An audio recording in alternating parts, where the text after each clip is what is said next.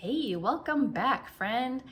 I'm so glad you're here with me today. I have a great episode about that one item, that big expense that is most likely not on your budget, but absolutely should be.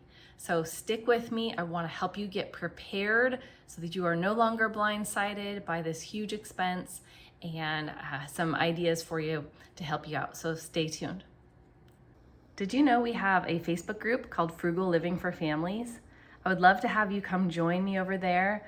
We have a great community that supports each other and shares all of our ideas so we can continue to save money, get out of debt, and just improve our family's financial situation, even on one income. I want you to become a stay-at-home mom that you desire to be, or to thrive if you already are a stay-at-home mom and your family is struggling financially. Hop on over to the group. We'd love to have you over there. Okay, have you guessed what the big expense is that majority do not have on their budget? When you first make that budget, it's probably an expense that you forgot. Can you guess? Drop it in the comments if you have any ideas. What is it? Leave me a comment. All right, did you guess it? We're only 2 months away. You have officially 2 months from today to get your shopping done for Christmas. Is Christmas on your budget? Do you have a line item and save up all year for Christmas? I hope that you do. I sincerely hope that you do. It's a huge expense. It happens every year like clockwork. And I'm often surprised at just how it sneaks up on me each and every year, even though I should be fully prepared, right? I know it happens every year, and yet it's something that when it feels far away, I tend to put off. Okay, so first and foremost, if Christmas is not a line item on your budget, I would like you to add it on now. So I want you to add in a line item, put this as a category, its own separate category. And some people do have it together wrapped up with just gifts as a general category line item. And that is okay. If you have that on there combined, you know the amount that you need, that you have set aside for Christmas versus other gifts, then great. You're doing great. Keep doing what you're doing. I like to have it separated out from other gifts just because there are other expenses tied up with Christmas. And it's just a larger expense for me, whereas other gifts throughout the year are really spread out. There are only certain months where my kids have birthdays and where certain birthdays are of family members that we give gifts to.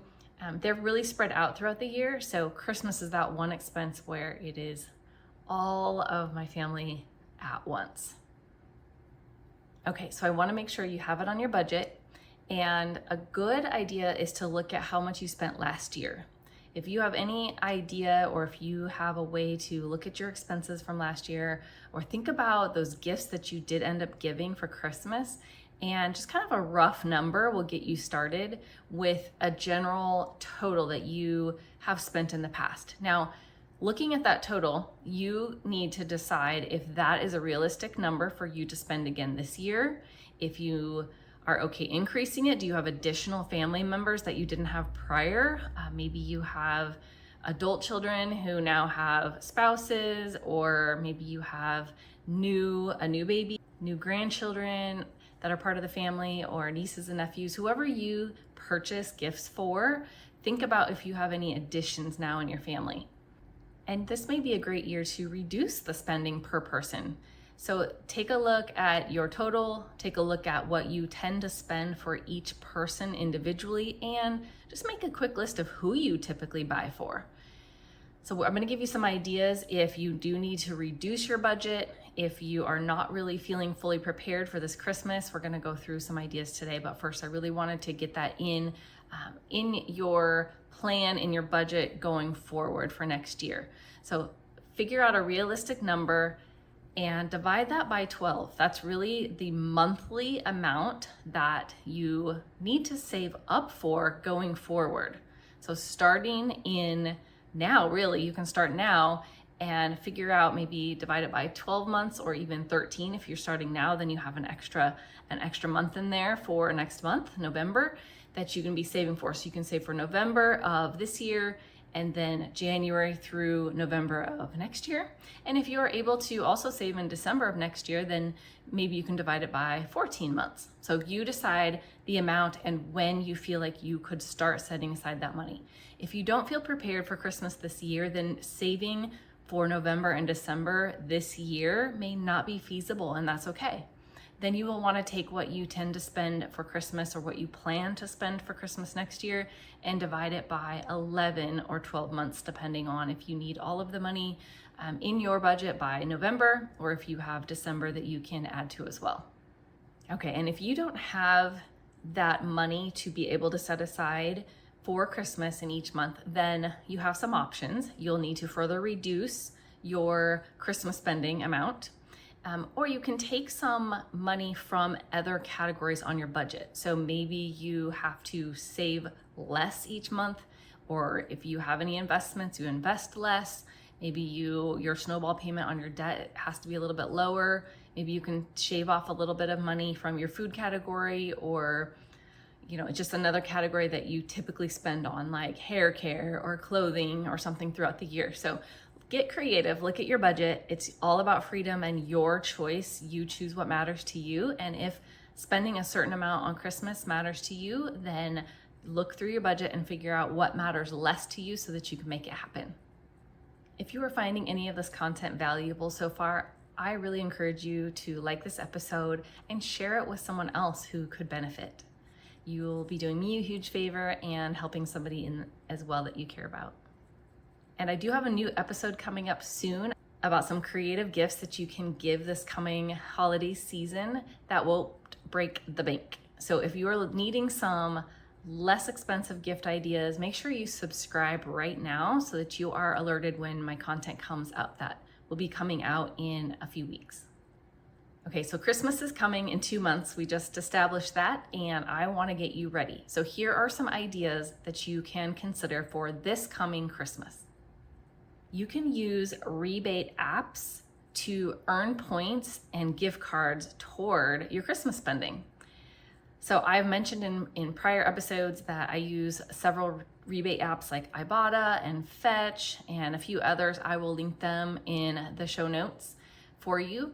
And if you do use my links, they are affiliate links, so it doesn't cost you any money, but you do tend to get an extra bonus or reward, and so do I for you using my link. So it's just a way you can bless my family and yours at the same time. So through the rebate apps, I just scan receipts to either get points for the receipt as a whole, and sometimes you get additional bonus points for specific items that you purchase.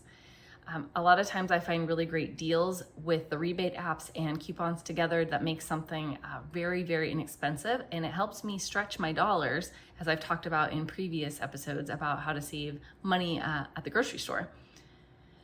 But what I also do as my points rack up in these apps is I turn them into gift cards for the places that I know that will help me purchase Christmas gifts.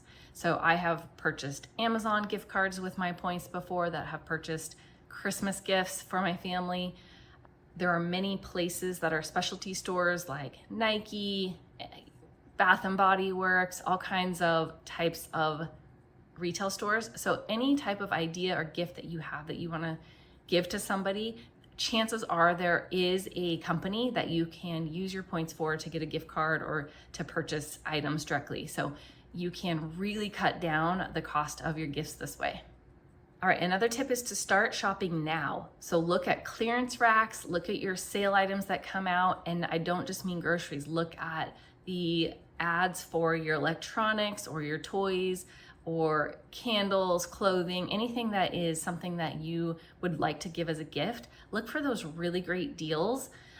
Often this is the time where stores try to compete with like Amazon Prime deals, and they're really trying to get you to start purchasing Christmas gifts sooner rather than waiting till Black Friday. So a lot of times there are really great deals right now. And other times there are a lot of great clearance deals that you can get because the stores have to clear out a lot of product to make space for all of the Christmas merchandise that's going to come in. So not just Christmas decor and wrap and all of that stuff, but in addition to that, they usually bring in a lot of extra merchandise that would be given as gifts. So extra toys, extra candles, blankets, extra clothing, seasonal clothing, all kinds of stuff that they have to make room for. So they are right now clearancing out different items that maybe aren't their best sellers or maybe are a seasonal item, then this just isn't the season. Like I was able to get a great deal from my mom at one point. She wanted a bird bath for her table outside. Well, Christmas time is a great time to get those, or in the fall. Not a lot of people buy those products. So a lot of times that's the type of item that is being clearanced out, and you can get a really great deal when it makes a great gift for somebody who really wants that item. So start shopping now. Just keep your eyes out for those great deals and those clearance items, and check often because they are being reduced. Typically, I have found really great deals Monday through Friday and even on Sundays. Another tip is to see what you can hand make. If there is a skill that you have or something that you make that other people tend to love, those can be great gift items. And it can be something maybe you knit or crochet or sew.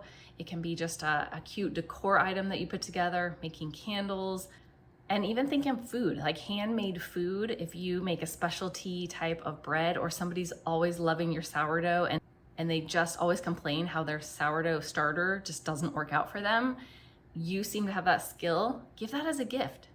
As I mentioned earlier, another tip is you can reduce some money from other budget categories. If you have some other categories that you can reduce a little bit more in now, you can use that money for your Christmas fund. So if you can shave off some of your food expense, or maybe you just don't go out as much, so you're spending less money on gas, take away your dining out budget right now, that can be money that you use for your Christmas gifts. Okay, and also look at if you can reduce the amount that you spend on each person. So look at each person that you tend to spend money on, that you buy a gift for, and is there a way that you could reduce that cost? Is there something else you could get them that's a little bit more creative than maybe something you normally spend, and it's still a great item, but it costs a little bit less? See where you can still buy the gifts, but just less expensive items that they will also still love. And this may be a great time to eliminate gift giving with certain people. I know in my past, I used to exchange gifts with friends, and at one point we all agreed to cut that out. It was something that none of us needed to do. It was extra work. Even though we loved shopping and giving them something, it was still extra tasks that needed to be done for the holiday season, and we were very busy. It was also extra cost, and when we were all raising families, still are raising families, we have big expenses now that we have families, that was just something that we all agreed to together. And then my last tip for you today is to consider eliminating gift giving entirely this year.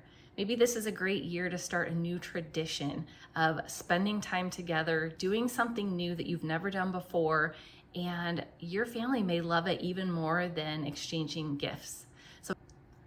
Okay, and then make sure you get Christmas as a line item in your budget. If you have not already, put it in there for next year and start putting away some money each and every month. By next Christmas, you won't even be worried. You will not be stressed out. You will have the money already there for your gift giving. And as I mentioned, subscribe so that you don't miss out on my upcoming episode about some really frugal ways that you can give Christmas gifts. These are actual gifts that you can give to somebody, so you'll want to make sure you stay tuned, and it may help save your Christmas budget this year. Well, thank you for being with me today. And again, if you have not already joined my Facebook community, I would love for you to go to facebook.com/groups/frugal living for families and join. I'd love to have you in there. Blessings to your family.